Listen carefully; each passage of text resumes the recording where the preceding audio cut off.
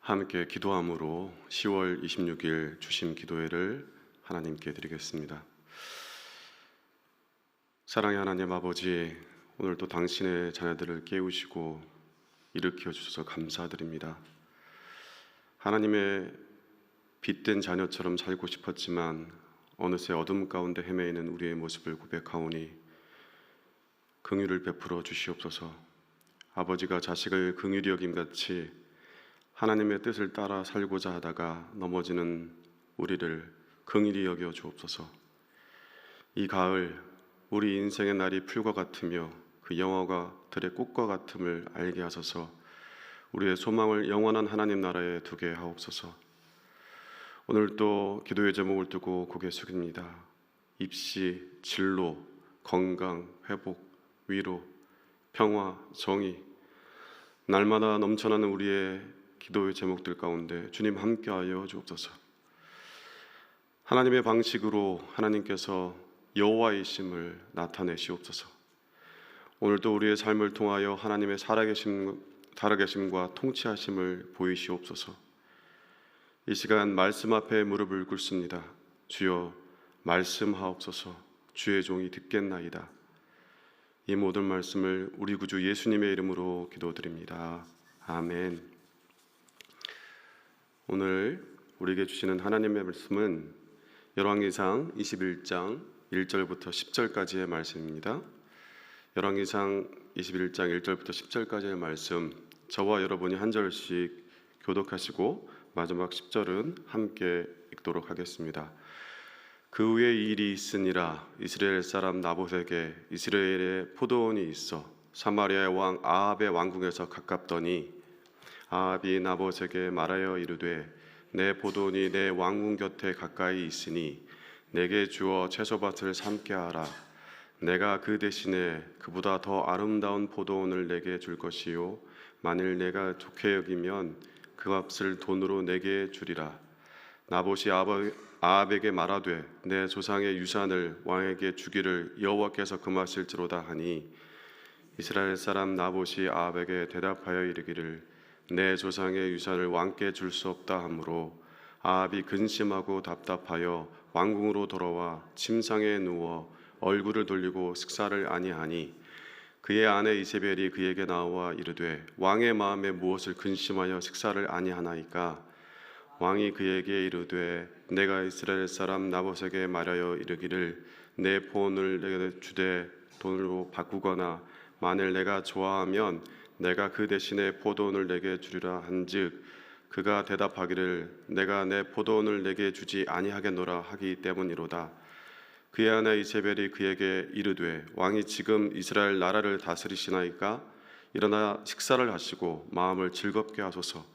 내가 이스라엘 사람 나봇의 포도원을 왕께 드리리이다 하고 아합의 이름으로 편지들을 쓰고 그인을 치고 봉하여 그의 성읍에서 나봇과 함께 사는 장로와 귀족들에게 보내니 그 편지 사연에 이르기를 금식을 선포하고 나봇을 백성 가운데 높이 앉힌 후에 불량자 두 사람을 그의 앞에 마주 앉히고 그에게 대하여 증거하기를 내가 하나님과 왕을 저주하였다 하게 하고 곧 그를 끌고 나가서 돌로 쳐 죽이라 하였더라. 아멘. 밤낮으로 기온차가 심해서 감기 걸리기 딱 좋은 날씨인데 여러분 모두 건강하시기를 바랍니다. 오늘 이 아침에도 우리가 하나님 앞에 서서 또 말씀을 묵상해 봅니다. 오늘 말씀을 보면 나봇의 포도원을 뺏어들은 아합과 이세벨의 음모에 대해서 오늘 말씀을 다루고 있습니다. 우리가 교회 다니다 보면 이 말씀을 많이 접했던 말씀인데 오늘 그 말씀 가운데서 또다시 하나님께서 새로운 말씀을 들려주실 것이라 기대하면서 말씀 가운데로 나아가 보도록 하겠습니다. 20장에서는 국제 정치적인 측면, 외교적 측면에서 아합이 하나님께 불신앙, 또 불순종하는 모습을 보았다면 21장에서는 아합이 국내 정치, 또 그 백성들에게 대하는 모습 가운데 하나님께 불신앙하는 그러한 불순종의 모습을 보게 됩니다. 오늘 본문에서는 두 인물군이 이렇게 대조를 이루고 있는데요. 자신을 중심으로 사는 아합과 하나님을 중심으로 사는 나봇이 등장하고 있습니다. 여러분, 이스라엘 지역은 샘이 풍부한 지역으로 농사짓기에 굉장히 비옥한 그런 평원입니다. 포도는 이스라엘 대표하는 농업으로서 하나님께서 이스라엘을 축복하는 모습을 성경에서 이야기할 때 포도의 수확을 많이 주셨다 이렇게 표현하는 그러한 작물입니다. 우리가 이스라엘 정탐꾼들이 가나안 정탐꾼들이 그 땅에 갔다가 돌아올 때 가지고 왔던 것이 포도였다는 것을 여러분 기억하실 것입니다. 따라서 이스라엘 땅에 있는 포도원은 그야말로 최상품의 그런 포도를 생산할 수 있는 포도원이라는 그런 의미입니다. 여러분, 나봇이라는 이름의 뜻을 아십니까? 나봇의 이름은 열매들이라는 뜻입니다. 이 말의 의미는 나봇은 포도원을 위해서 얼마나 충성스럽게 성실하게 일하는 농부인가를 상징적으로 보여주는 의미입니다. 그러니까 굉장히 많은 열매를 맺는 사람, 그런 의미로 이해할 수가 있겠죠. 이 나봇과는 대조적으로 이스라엘에 있는 왕궁은 아합의 별궁으로서 여기에 나오는 왕궁은 별궁입니다. 그래서 열왕기상 22장 39절에 보면 이 궁전을 상아궁이라고 불리고 있습니다. 그만큼 호화스러운 궁전이었던 것입니다.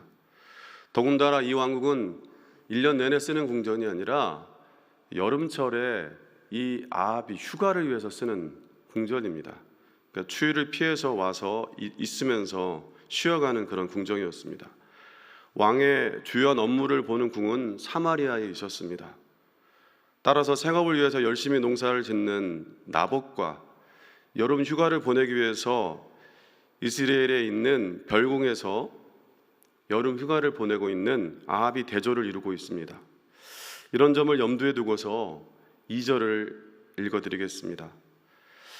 아합이 나봇에게 말하여 이르되 내 포도원이 내 왕궁 곁에 가까이 있으니 내게 주어 채자봇을 삼게 하라.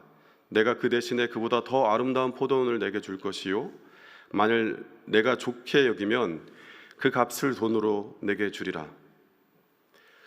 아합이 나봇에게 하는 부당한 요구는 열왕기상 20장, 우리가 바로 앞장에서 읽었던 그 20장의 초반부에서 아람 왕 벤하닷이 지금 아합에게 했던 부당한 요구를 떠오르게 합니다. 아합은 그 벤하닷의 부당한 요구에 대해서 열왕기상 20장 7절에서 장로들에게 이렇게 이야기했습니다. 벤하닷이 악을 도모하고 있다. 이렇게 호소했었습니다. 그랬던 아합이 이제는 자신이 벤하닷처럼 불효한 요구를 나봇에게 하고 있는 것입니다. 여기 우리가 읽었던 2절의 말씀 가운데 채소밭은 원문을 따르면 정원으로 옮길 수 있습니다. 정원. 아합은 나봇에게 조상 대대로 내려오는 비옥한 포도원을 자신의 여름 휴가를 위해 머무르는 별궁의 정원으로 지금 만들고 싶어 하는 것입니다. 여러분, 그러면서 나름대로 합리적인 제안을 합니다. 더 좋은 포도원으로 바꿔주겠다. 네가 원하면 더 좋은 값을 쳐주겠다. 오늘날의 관점으로 보면 왕이 이렇게까지 요구하면 정말 어떻게 보면 남는 장사처럼 보입니다. 하지만 이 제안을 그 당시의 상황에서 살펴보면 이 본문은 조금 다르게 읽혀집니다. 왕과 백성 사이의 지위가 하늘과 땅 차이이고, 그리고 이런 것을 생각해 보면 아합의 제안은 이 나봇에게는 이미 선택지가 없는 그러한 절대적인 명령과 같은 그러한 제안이었던 것입니다. 더군다나 아합과 이세벨은 이스라엘 역사에서 가장 악한 왕과 왕비로서 그 위대한 선지자 엘리야를 죽이려고 했을 만큼 사악한 사람들이기에 나봇이 아합의 제안을 거절한다는 것은 죽음을 각오해야 한다는 그러한 일이었습니다. 자, 여러분이 나봇의 입장이라면 어떻게 결정하시겠습니까? 세상적으로 보면 아합의 제안을 받아들이는 것이 합리적이었습니다. 경제적으로도 좋은 제안처럼 보이고 당시의 서슬퍼런 정치적인 상황을 고려하면 목숨을 부지하는 것, 연명하는 것이 훨씬 더 현명한, 그러니까 일석이조의 결정이죠. 이것을 받아들이는 것이요. 하지만 나봇은 하나님의 명령에 근거하여 죽음을 각오하고 아합의 제안을 거절하고 있습니다. 21장 3절의 말씀입니다. 나봇이 아합에게 말하되 내 조상의 유산을 왕에게 주기를 여호와께서 금하실지로다 하니. 여러분, 이 말씀은 출애굽께서 가르치고 있는 그 이스라엘 땅에 대한 그런 말씀에 대해서 그런 성경적인 배경을 가지고서 읽어야 제대로 읽을 수가 있습니다. 여러분, 출애굽을 한 후에 하나님께서는 지파별로 땅을 분배하셨습니다. 하지만 그때 땅을 분배할 때 그렇게 분배했던 것은 그 땅을 그들에게 준 것이 아니라 그 땅을 관리하는 차원으로 그렇게 주셨던 것입니다. 따라서 그 땅의 소유권은 그 땅에 있는 사람의 것이 아니라 철저하게 하나님의 것임을 성경은 우리에게 가르쳐주고 있습니다. 레위기 25장 23절의 말씀을 읽어드리겠습니다. 토지를 영구히 팔지 말 것은 토지는 다 내 것임이니라. 너희는 거류민이요 동거하는 자로서 나와 함께 있느니라.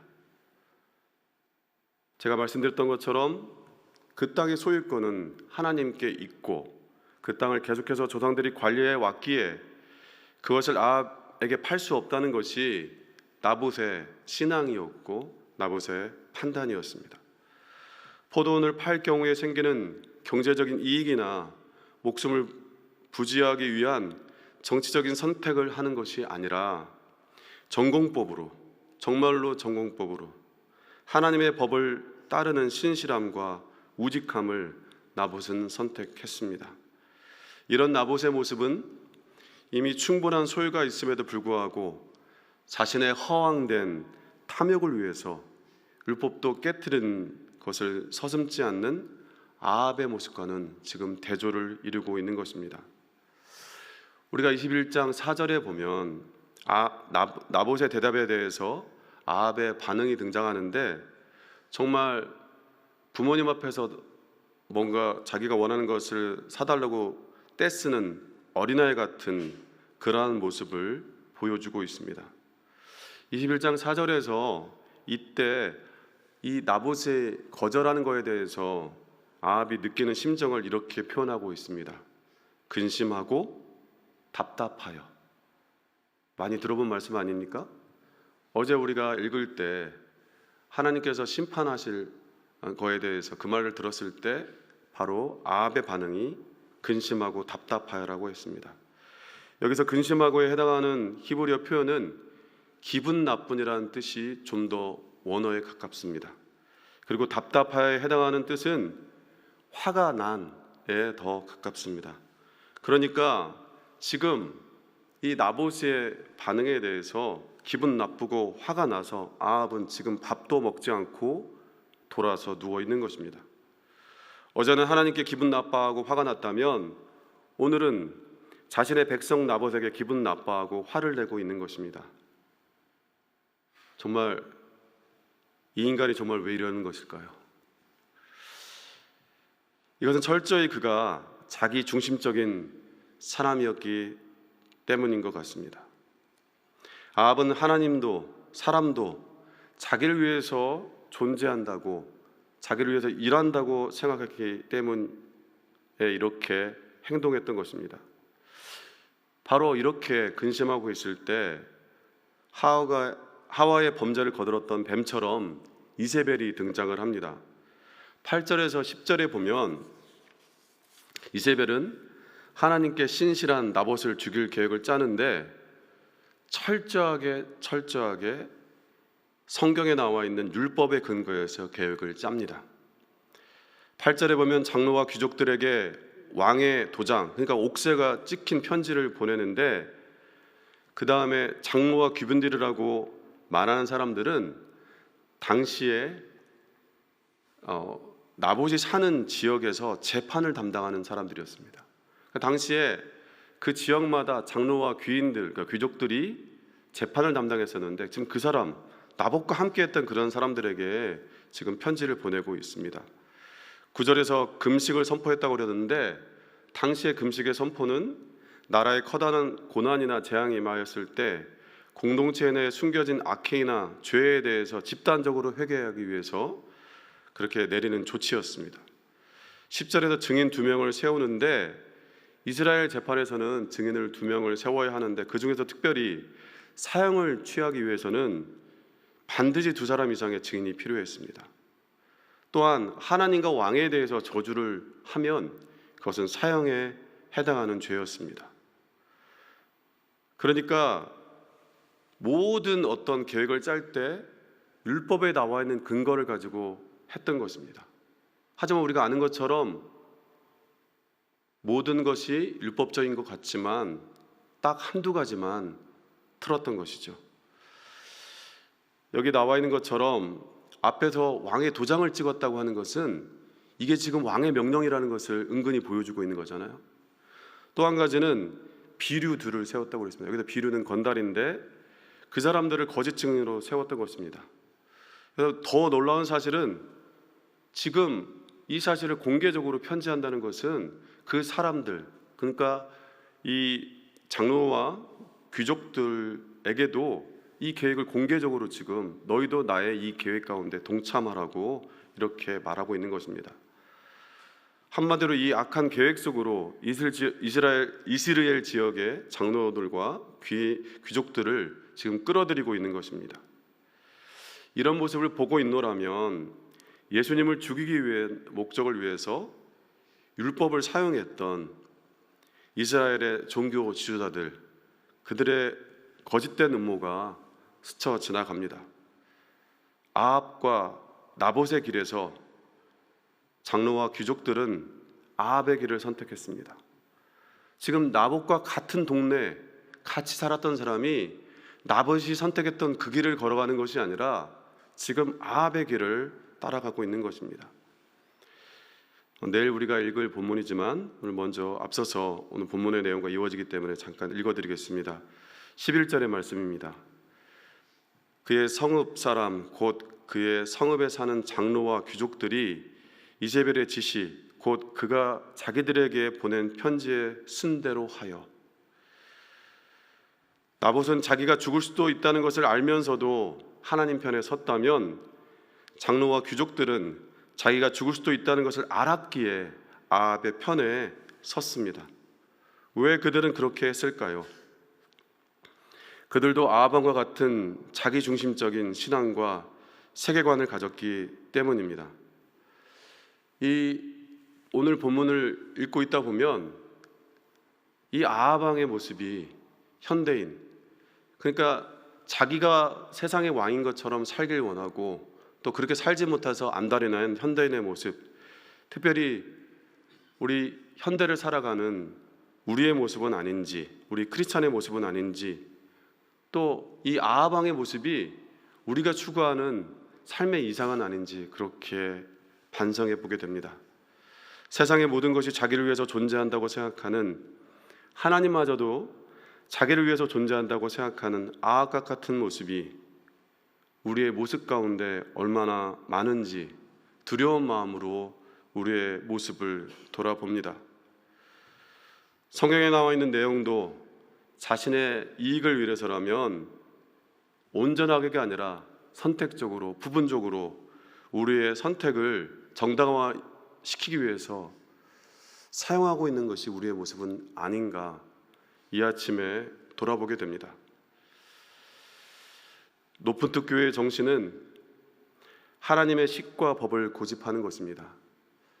이것은 어떤 의미입니까? 이것은 나에게 이익이 되는 것가 기준이 아니라 하나님의 뜻과 방식과 방법인가가 우리의 삶의 기준이라는 그런 의미입니다. 오늘 또 우리는 나봇의 길과 아합의 길, 그 선택의 길 앞에 서 있습니다. 그것이 비록 크든 작든 오늘도 우리는 이 두 길 가운데서 살아가야 할 것입니다. 오늘 우리 앞에 있는 선택 속에서 나에게 이익이 되어서가 아니라 하나님과 식과 법이기에 하나님의 뜻이기에 선택하는 그 믿음을 따라 사는 우리가 되었으면 좋겠습니다. 하나님께서 나봇을 통하여서 하나님의 뜻과 하나님의 마음과 하나님의 정의를 드러내었던 것처럼 그 하나님의 뜻과 방식과 또 법을 따라 살길 원하는 우리의 삶을 통해서 하나님께서 통치하심을, 하나님께서 다스려 가심을 오늘 또 세상 가운데 드러내실 것입니다. 기도하겠습니다.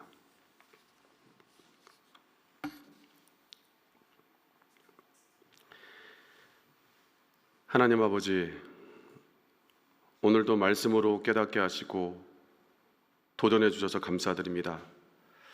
아합의 길이 아니라 나봇의 길을 선택할 수 있는 믿음을 허락하여 주옵소서. 나에게 이익이 되는가를 따라 선택하는 것이 아니라 하나님의 뜻과 식과 법인가가 기준이 되게 하여 주옵소서. 우리의 탐욕과 필요를 위해서 성경 말씀을 선택적으로 사용하지 않게 하여 주시고, 성경을 따라 세상의 권력과 유혹에 굴하지 않고 하나님께서 우리의 삶의 진정한 주인이시며 왕이시며 아버지이심을 믿으며 살게 하옵소서.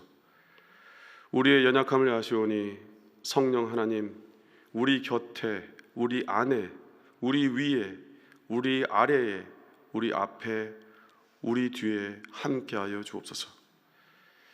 예수 그리스도 생명과 부활의 주님의 이름으로 기도하옵나이다. 아멘.